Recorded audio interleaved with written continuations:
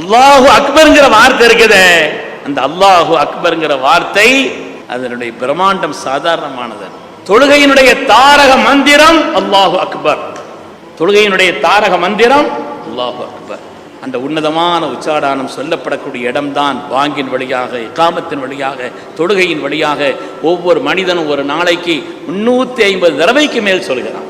ஹஜ்ஜிலே தவாஃபை ஆரம்பிக்கும் பொழுது சொல்லப்படுகிறது, கல்லறியப்படும் பொழுது சொல்லப்படுகிறது, தக்பீரின் பொழுது சொல்லப்படுகிறது, அறுத்து கொடுக்கப்படும் பொழுது சொல்லப்படுகிறது. பல்வேறு தனிப்பட்ட சந்தர்ப்பங்களில் அந்த சந்தர்ப்பத்தில் தான் இப்படி சொன்னாங்க, இது அராய்த்தும் ஒரு ஹரீக ஃபக்கபிரு, நெருப்பை கண்டால் தக்பீர் சொல்லுங்கள், ஃபைன்ன தக்பீர துத்ஃபிஹு, தக்பீர் நெருப்பு அணைக்கும் சொன்னாங்க. அல்லாஹு அக்பர் என்பது நமக்கு பல்வேறு விதமான படிப்பினைகளை, பாடங்களை சொல்லித் தருகிறது.